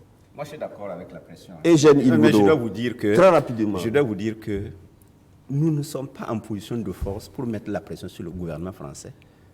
Les Burkinabés ne sont pas en position de force. Ils peuvent obliger le gouvernement français à faire ce qu'il ne veut pas. Il peut même retarder pour vous montrer que vous ne pouvez rien contre moi. Ça, c'est le premier point. Le deuxième point, c'est que le gouvernement français ne peut pas obliger les juges à aller selon le rythme du gouvernement. Je veux dire, c'est bien que nous nous excitions, mais tant que les gars ne décideront pas d'eux-mêmes de faire ce qu'ils ont envie de faire, on peut mettre la pression, parce que notre pression là, elle s'arrête à l'ambassade. est-ce que vous êtes sûr que l'ambassadeur là-même va envoyer le papier que vous lui avez là. donné? Oui. En fait, il faut préciser que le décret doit être conforme à ce que la justice a décidé. Donc, en fait, c'est pour exécuter une décision de justice. Mais maintenant, pour ce cas d'espèce, est-ce que moi, je ne sais pas. C'est vrai qu'on est toujours dans les secrets de l'instruction. Mais est-ce qu'en dehors de la présence de François, effective de François Compaoré, est-ce qu'on ne peut pas commencer à juger le dossier? Parce que je suppose qu'il y a d'autres acteurs, il n'y a pas que le seul. Il y a eu d'autres acteurs. Pourquoi est-ce que, je ne sais pas, puisqu'il y a le secret de l'instruction, on ne sait pas où l'instruction en est, mais on a l'impression qu'on a suspendu donc ce dossier-là. Parce que François Compaoré est important dans ce dossier. N'oubliez pas quand même l'histoire. Parce qu'il y a quand même pas, il y a eu d'autres, même si c'est lui qui, je ne sais pas, il y a quand même plusieurs acteurs dans ce dossier. Merci. Que tout est parti de François Compaoré. Juste un petit mot. Oui, vraiment. Bon, pour Juste dire un petit mot. que sur ce dossier, je suis parfaitement heureux d'être en désaccord avec Silga. Parce qu'effectivement, moi, je lis l'affaire avec objectivité. D'accord. Et l'objectivité, ça veut dire quoi? Dans les conditions, c'est comme l'histoire de l'humanité a connu deux histoires de ce genre. Par exemple, le pullover rouge qui ne se rappelle pas, l'affaire Gros qui ne se rappelle pas. C'est-à-dire où la pression politique, la pression populaire empêche de dire la vérité. Parce que les gens croient forcément que ce qu'ils pensent, c'est ça effectivement la vérité. Mais quand vous dites que François Compaoré est important dans le dossier, mais tu vous dis, ça veut dire que vous ne connaissez pas le dossier. Parce que François Compaoré a été indiqué comme éventuel commanditaire. Ça veut dire qu'il y a eu des acteurs. Et les acteurs sont plus importants, M. Silga, qui le voulait au nom, dans Merci, un dossier. Léonie, cette on peut précision. faire la justice, mais que l'on commence à juger, puisqu'on a effectivement ces gens-là. C'est vrai que nous sommes dans le secret de l'instruction, mais retarder un procès aussi important pour le peuple burkinabé, parce qu'un présumé commanditaire ne serait pas là, c'est vraiment... Merci, Lengani. On termine avec le Niger très rapidement. Pendant ce temps, on prendra nos téléspectateurs. Au Niger, il y a eu 70 morts, une attaque d'envergure, une attaque jamais connue, on peut dire dans le Sahel, à Inates. C'était un camp militaire. Alors, il y a eu 70 morts. C'était vraiment... l'émotion était très grande au niveau du Niger. Alors, quel commentaire? Ça continue toujours, au point que le sommet de Pau semble avoir été même reporté par rapport à ça. Parfait. Moi, je dirais un peu que c'est un peu dommage ce qui est arrivé au Niger, parce que ce n'est pas la première fois, c'est la deuxième fois que ce camp est attaqué. La dernière fois, c'était en juillet. C'est le même mode opératoire. Vous voyez des combattants qui se regroupent, qui avancent, et peut-être à 5-10 km maintenant, qui se mettent ensemble, 500, sur des motos, dans des véhicules bourrés d'explosifs, et puis qui attaquent. Et quand ils arrivent, la première chose qu'ils font, c'est de détruire le centre de transmission. Et donc, de 16h à 21h, ils attaquent le camp à l'intérieur et puis ils bombardent. Pendant ce temps, aucune possibilité de contacter l'extérieur.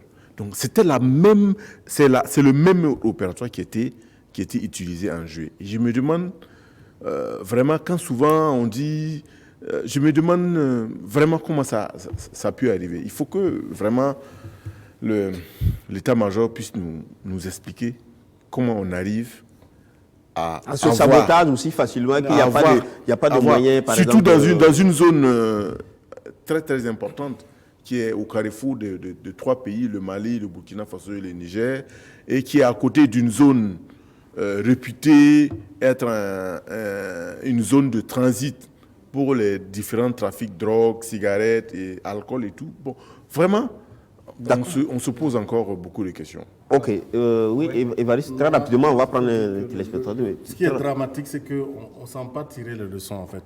Comme il a dit en juillet passé, je pense qu'il y a eu déjà une attaque du même camp qui avait fait 18 morts. Et c'est effectivement une zone très stratégique. Et c'est là même, dans la même zone que les 2 hélicoptères français ont fait une collision. En fait, c'est une zone où les terroristes, visiblement, veulent marquer leur territoire. Maintenant, c'est vrai qu'il a parlé de la destruction du centre de communication. Il y a quand même des polémiques là-dessus, parce qu'il semblerait que suite à l'attaque de juillet, le centre, en fait, n'aurait pas été rendu opérationnel. En plus, il semble que les dégâts ont été causés par les explosions des carburants, des munitions. Bon, ce qu'il faut dire, c'est vrai que le tribut qui a été payé est très lourd, mais il faut que chaque fois que on tire les leçons, voilà, c'est ce qu'il faut dire. On va prendre notre premier téléspectateur qui appelle de Niangologo, il est très loin quand même, et monsieur Soma, qui appelle pour la naissance du RPI du RPI. Monsieur Soma, allez-y pour votre intervention. Voilà, merci bien, M. Samadougou. Pour moi, je voulais revenir, je ne sais pas si ça ne fait pas partie, parce que je n'ai pas vu ça dans vos grands titres, mais quand même, vous avez parlé de ça. Je vais parler un peu de... Vous voulez parler de quoi? Vous voulez parler du... Président de l'Assemblée nationale. Vous avez droit à un sujet, donc si vous prenez ce sujet, vous ne prenez plus le second. Voilà, donc merci bien. D'accord. Voilà, donc je voulais vous dire, parce que vous avez beaucoup débattu ça, je vous salue d'ailleurs sur ça, mais je voulais dire, ces propos à Koudougou, moi j'ai entendu ça avec deux oreilles. Il y a une oreille qui a entendu ça parce que peut-être ils veulent se maintenir au pouvoir parce que c'est un politicien. Les politiciens, quand ils disent quelque chose, ils ont quelque part leur intérêt politique quelque part. Mais une autre oreille a entendu son discours comme quoi c'est un appel pour nous, les Burkinabés, pour nous responsabiliser, pour dire que les politiciens, ils ont quelque chose à faire pour pouvoir aider le Burkina Faso pour s'en sortir si ce qui est en train d'arriver au Burkina Faso. Mais ils ne le font pas. Ce qui est leur préoccupation, c'est les élections de 2020. Donc, c'est tout à fait normal qu'ils disent ce que vous voyez là. Tant qu'on n'enlève pas le vrai problème du Burkina Faso, on ne va pas arriver à ce que vous voulez. Est-ce que vous voyez? Donc, vraiment, je pense que, en tout cas, tous les Burkinabés devaient comprendre ça comme ça. Et puis maintenant, ensemble, on va avoir une seule vision qui est quoi? Qui est le problème de terrorisme pour pouvoir lutter sur ça efficacement, pour pouvoir enlever ça d'ici la date des élections présidentielles et toutes les autres élections qui vont suivre. D'accord. Voilà, merci. Donc je termine pour saluer aussi, il y a quelqu'un qui n'est pas parmi vous aujourd'hui. Monsieur Soma. Tambela. Oui, d'accord, Maître de Tambela, vous le saluez. Alors, allez-y pour votre premier sujet RPI, comme vous appelez de très loin. On ne va pas vous faire... voilà, allez-y. Voilà, donc maintenant, si vous me permettez, donc, je vais terminer un peu sur faire la mort de Norbert Zongo. Non, c'est le RPI. Vous avez dit RPI, on vous donne l'occasion de parler de ce parti, ou bien bon, on va s'arrêter au premier sujet que vous avez. Non, d'accord, donc on va s'arrêter comme ça. D'accord, merci bien. Monsieur Soma d'avoir appelé. André, j'ai une réaction par rapport à ça où on continue sur le Niger. Non, je crois que si on doit dire un mot, c'est qu'il estime que c'est un appel que le président de l'Assemblée nationale lance à tous les Burkinabés de nous unir pour le moment de ce qui nous regarde, c'est le terrorisme. Et d'oublier les élections. Toutes les... Non, pour vaincre ça, pour que les élections... Parce qu'il parle avec des si. D'accord. Résolvons la condition principale pour que ce que nous voulons, la subordonnée puisse arriver. D'accord. Maintenant, je voulais dire par rapport à l'attaque qui s'est passée au Niger. Moi, je dis, la première question, c'est comment se fait-il, par pure coïncidence, si le hasard existe, que c'est pendant que les peuples du Sahel ruent dans les brancards contre l'armée française, la position française, que cette attaque d'ampleur-là puisse se passer au même moment. Est-ce que c'est vraiment une pure coïncidence? Je me pose une question. La question, c'est que je sais qu'avec les moyens même basiques, quand vous vous déplacez, vous, avec votre téléphone, votre smartphone là, on sait là où vous êtes. Comment je peux comprendre qu'avec tout ce que l'on a comme MINUSMA, les importants moyens au Sahel là, des gens puissent se déplacer à 100, à 500, faire 5 km, aller attaquer une garnison pour qu'aucune personne ne soit au courant. Alors, André Genil-Boudo, est-ce que aussi, pour revenir à la question de la coïncidence, est-ce que ce n'est pas justement, ça doit expliquer justement que si nos partenaires français ne sont pas là, on n'a pas le renseignement nécessaire pour y faire face aussi? Peut-être que ça peut... Moi, j'ai posé une question, ça veut dire... Mais ce que je veux dire là-dessus, c'est que... Moi, il est bon souvent d'être naïf, hein, mais il y a des choses sur lesquelles il faut ouvrir les yeux pour regarder. Aujourd'hui, je ne suis même pas sûr que si une personne se déplace, si, par exemple, vous, on veut vous pister, si vous vous déplacez avec vous là, les renseignements là savent où vous êtes, pas à pas où vous allez. Donc je me dis, il y a un... Le problème, c'est comme vous le dites si bien, en fait, ceux-là qui font ces opérations-là savent très bien, de mon point de vue, comment il faut se comporter pour ne pas être suivi. Oui, parce que... Ça veut dire que quand vous êtes à 100 avec des motos, avec des pick-up, personne n'est au courant de vous. Mais c'est très possible. C'est très possible. Et puis, le problème... Comment ils se sont regroupés? Ils n'ont pas quitté 20 km, 30 km pour venir. Ils se sont déplacés, ils se sont fondus dans la masse, ils sont arrivés à un petit village de 5 km. Et c'est à partir de ça qu'ils se sont allés. Un grand nombre. Ils ont aussi la tactique, il ne faut pas ignorer. Donc, n'oublions pas ça. Il faut se souvenir que c'est dans cette même zone que l'opération Bourgo 4 a été lancée avec 1400 soldats de toutes nationalités, maliens, nigériens, burkinabés et français. C'est dans cette même zone-là, en fait. Et personne ne les a vus encore. Alors, on prend le deuxième téléspectateur, monsieur Henri Sebougo, hein, voilà, d'accord. Et oui, Henri Sebougo, monsieur Henri Sebougo, qui appelle de Ouaga sur la commémoration de l'assassinat de Norbert Zongo. Monsieur Sebougo. Oui, voilà, c'est juste pour rendre hommage à Norbert Zongo. D'accord. Le prophète qui a déjà prédit ce qui allait arriver au Burkina. D'accord. N'oubliez pas que c'est lui qui a dit qu'il va arriver un jour à Ouaga, au Burkina, où les gens vont prendre leur matelas sur leur tête pour sortir du pays. Et on est en train de vivre le début. Et personne n'est conscient que c'est une situation qui va s'empiler. On est là et puis on est avec dans des histoires de vieux pieux comme quoi la situation que plaît à Dieu, la situation va se résorber. La situation ne se résorbera pas avec des médiocres. C'est pas possible. Il faut qu'à un moment, les gens comprennent que même le fait que nous n'arrivons pas à être dans, ça veut dire à parler d'une même voix, c'est le fait qu'il n'y a pas de justice. Le fait qu'il y a 2 poids 2 mesures.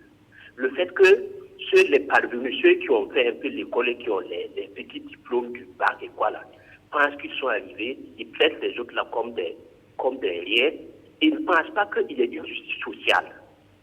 Parce que tant qu'il n'y a pas de justice sociale, il n'y a pas de paix sociale non plus. Parce que le pauvre, qu'on maintient avec les religions comme quoi il doit pas se plaindre, il ne doit pas envier le riche là. Ça, c'est dans le passé. Actuellement, les gens sont en train de voir ça autrement. Il va falloir qu'à un moment, on comprenne qu'il faut qu'il y ait une justice sociale pour qu'on puisse avoir un pays de paix et de prospérité. On ne peut pas continuer à utiliser l'ignorance des gens pour les amener à l'abattoir, comme les politiciens le font actuellement, et vouloir un pays stable. D'accord. Jamais... Oui. Vous avez une question? Non, vous faites un commentaire vraiment général, parce qu'on s'attendait à ce que vous évoquiez le dossier Norbert Zongo. Oui. Oui, ce que je veux dire enfin, si François ne peut pas venir, qu'on le juge par contumace et qu'on commence notre procès, parce qu'il n'est pas le seul au Burkina. C'est qu'il il va venir, je ne sais pas, il va mourir là, il va venir. Merci. Merci, monsieur Henri Sebougo. Voilà, d'accord. On était sur le Niger toujours. Je deux mots sur le Niger pour dire que, effectivement, c'est vraiment dramatique et incompréhensible. Bon, quoique, parce que si ça a eu lieu, ça veut dire que c'est possible que dans la même garnison, il y ait des attaques en l'espace de moins de 6 mois. Mais est-ce que aussi, quelque part, comme André le disait, est-ce que quelque part, c'est pas comme si on a perdu un partenaire déjà avec cette histoire de retour ou du fait de dire aux Français de partir? Est-ce que cette situation de marasme dans nos relations n'a pas peut-être joué aussi contre peut-être le renseignement qui se partageait, etc.? Moi, je ne crois pas. Pourquoi? Parce que ceux qui sont en face, qui nous mènent la guerre, qu'on dit guerre asymétrique, c'est des gens qui sont rompus à la bataille. Je suis persuadé, je suis convaincu même qu'il y a des gens là-bas qui viennent d'autres théâtres en Europe, en Afghanistan, etc., tout à fait, qui sont là. Donc des gens qui sont rompus à la bagarre. Et donc avec ces gens-là, effectivement, vraiment, il faut... Ce qui est arrivé, de mon point de vue, c'est techniquement faisable. D'accord. Il nous appartient de faire en sorte que ça se On prend notre troisième téléspectateur, M. Souleymane, Soulé Ouedraogo, j'estime que c'est Souleymane, qui appelle de Ouagadougou, discours du 11 décembre du président du Faso. M. Souleymane Ouedraogo. Bonjour. Bonjour. Merci. Allez-y. Allô? Oui, allez-y pour votre intervention. Ok, merci bien. Alors, je voulais dire que, concernant le discours du président du Faso... Allez-y, on vous entend très bien. Alors, il faut dire que c'est des fois regrettable que chaque fois on parle de presse sociale et dans le fond, ce qu'on dit ne suit pas ce qu'on fait dans la pratique en réalité. Alors, Vous remarquerez que, par exemple, si on demande par exemple aux associations, aux syndicats de ne plus sortir, de laisser les gens travailler parce que questions de sécurité, questions de moyens. Et chaque jour dans les journaux, vous remarquerez que chaque jour dans les journaux, il y a des détournements de fonds, il y a la mauvaise gestion de la chose publique. On peut aller même dire qu'il y a le sentiment que la plupart des gens ne se sentent pas concernés des problèmes qui vivent à la nation, parce que tout simplement, c'est comme s'il y a deux types de monde dans le pays. Il y a des gens qui sont là peut-être pour prendre la richesse du pays et narguer les autres. Et quand il y a un problème, il faudrait qu'ils viennent dire aux autres encore de faire la grève sociale. Ce n'est pas évident. Donc, ce que moi je voulais dire, c'est appeler nos gouvernants à mettre du sérieux dans la gestion de la chose publique. Et quand on va sentir une gestion vertueuse, naturellement, ce qu'ils sont en train de demander, ça va venir naturellement, ça va découler. Donc, c'était mon intervention à cela. Je vais finir en disant que généralement, les gens aiment dire que les Africains ont un sentiment anti-français. Moi, je dirais que ce n'est pas un sentiment anti-français, mais plutôt les Africains sont contre la politique étrangère de la France. D'accord. Vous savez que nous sommes nous ne sommes pas contre les Français.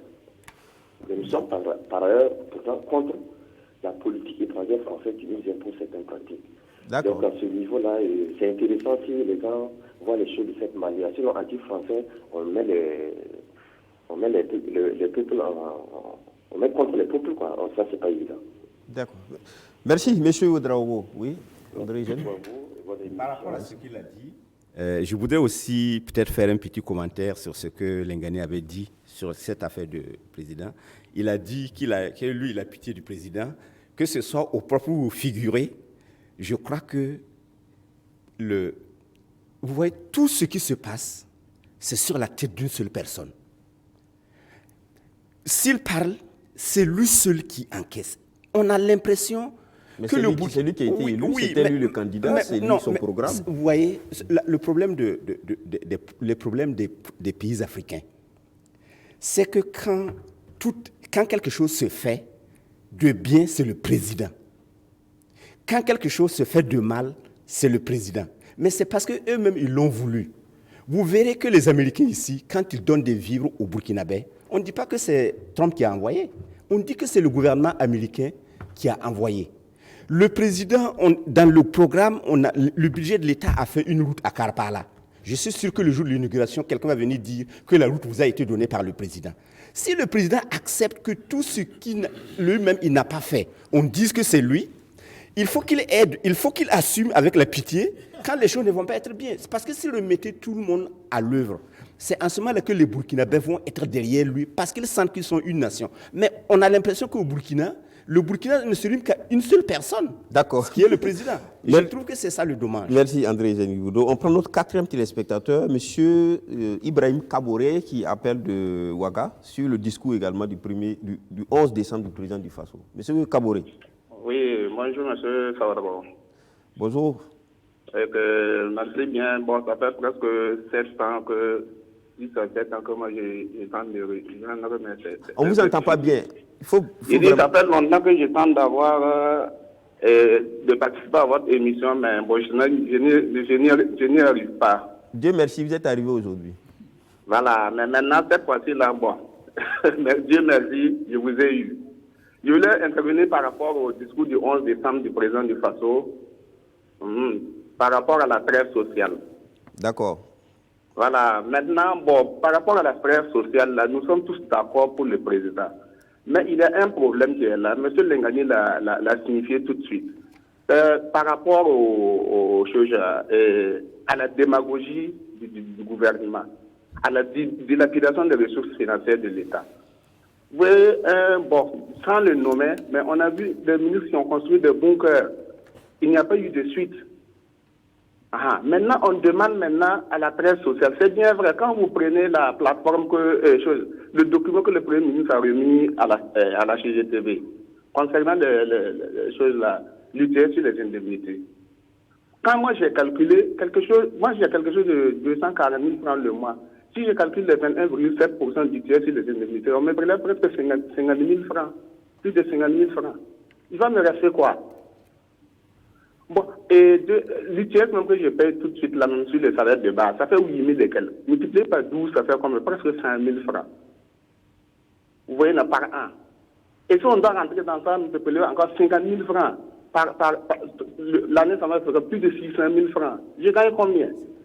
Donc il faut que le gouvernement revoie sa copie par rapport à ça. Pour qu'il y ait trêve sociale là, il faudrait que la sécurité bien ordonnée commence par soi-même. Il faudrait que le gouvernement lui-même là s'investisse pour que les ministres, les SG, les DG qui font les détournements bidons là, qu'ils soient sanctionnés.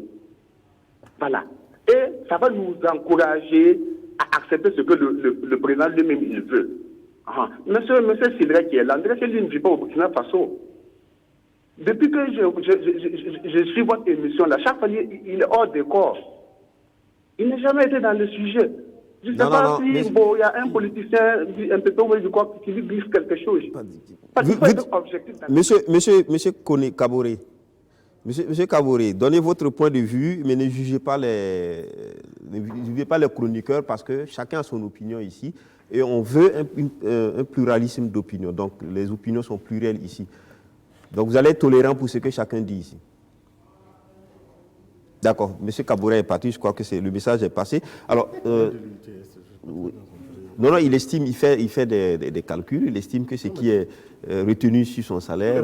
Voilà. L'UTS qui travaille, qui ont un revenu salarié et autres, c'est un impôt qui frappe tout le monde. Donc, Oui, mais il estime maintenant que le fait qu'on ponctionne autant sur les salaires des travailleurs, il faudrait qu'en face aussi, il y ait des sanctions pour ceux qui dilapident les biens publics, que la gouvernance soit bonne, pour que le message de la trêve puisse passer. Mais ce qu'il a dit, je crois qu'il faut que... il me permet de rebondir. Parce qu'effectivement, il faudrait que l'argent des Burkinabés soit reconnu comme l'argent des Burkinabés et ne soit pas reconnu comme un individu. Vous savez, il y a des pays où déjà payent presque 35% d'impôts sur leur salaire.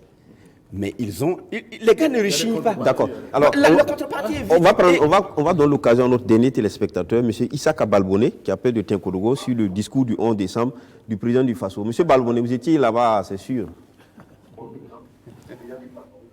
Allez-y, M. Balboné. Bonjour. Bonjour à vous. Oui, bonjour. Bonjour au plateau. Voilà, je voulais intervenir sur l'insécurité. Voilà, par rapport à l'insécurité. Voilà. Éloignez-vous de votre poste. Pour la fête nationale, c'est vrai de faire la fête nationale, mais selon moi, la fête nationale, oui, c'était ça qui nous inquiète. Oui, on fait la fête nationale, mais c'était une infrastructure qui nous inquiète souvent. Mais dans les pays, on entend juste actuellement que nous sommes dans un... Bon, la liaison n'est pas totalement bonne, donc on n'a pas pu...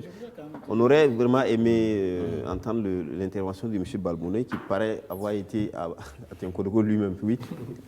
Quelqu'un a une dernière réaction? Moi, c'est par rapport à, effectivement, on a soulevé un cas ici, en ce qui concerne la malgouvernance. Il faut effectivement que nos dirigeants comprennent que si vous demandez aux travailleurs de faire des efforts, aux Burkinabés de faire des efforts, le minimum, c'est que l'État lui-même montre qu'il est soucieux de la bonne gestion des choses. Et par exemple, le cas de l'ancien ministre de la Défense, c'est un cas emblématique. Moi, je pense que c'est des cas qu'il faut résoudre. Ce cas aussi est tout simplement... oui, donc on va terminer avec le 5e téléspectateur, c'est cela? Alors, M. Balboné. Oui, M. Balboné. Oui, alors. Allez-y très rapidement, on est au terme de l'émission. Oui, voilà. Je dois avoir vu le contexte actuellement de l'insécurité. Allô? Oui, allez-y. Voilà, j'ai vu le contexte actuellement de l'insécurité. Oui. Il n'était pas la peine que le président ne soit pas pour venir faire, en tout cas le 11 décembre. Voilà. Selon moi, on pourrait faire l'infrastructure maintenant et le discours de 11 décembre, on pourrait faire ça même à Ouagadougou. Mais souvent, on voit que souvent, ce n'est pas les phénomènes qui les intéressent. C'est-à-dire, souvent, on vient, et c'est la campagne qui vient de faire à plus part. Quand vous voyez, et prenez voir un exemple, quand le président venait, il a passé par Djiba, il a fait comme il a plus de 6 escales. C'est de campagne. Voilà, si on vit actuellement notre insécurité actuellement, on peut faire l'infrastructure et maintenant la fête, le discours, on ne peut pas avoir de goût. Il n'est pas forcément quand on se déplace, actuellement on est dans l'insécurité. Même le défilé, on pourrait supprimer même le défilé. Bon, voilà. Merci, mais on a vraiment du mal à saisir vos propos. Donc, peut-être la prochaine fois, si l'occasion nous permet, on reviendra dessus. Alors, on est au terme donc, de cette émission. Lengani, merci. Lengani Issaka, mes invités, donc Lengani Issaka, il est directeur de publication de l'Opinion, un journal qui paraît en ligne. Merci Lengani d'être passé sur ce plateau. André Eugène Ilboudo, directeur de la radio et des écoles, merci de revenir avec un anglais suffisamment amélioré. Merci. Et puis Parfait Silga, il est journaliste et analyste. Merci Parfait d'être passé. Et puis enfin, dernier invité, Évariste Faustin Concebo, il est donc chroniqueur média, président du SEC d'éveil, qui est une association de défense des droits de l'homme. Également, premier porte-parole du Forum, qui est le Forum alternatif des citoyens. Merci à vous qui nous avez suivis. On se donne rendez-vous la semaine prochaine pour un autre numéro de Presse Éco, si Dieu le veut.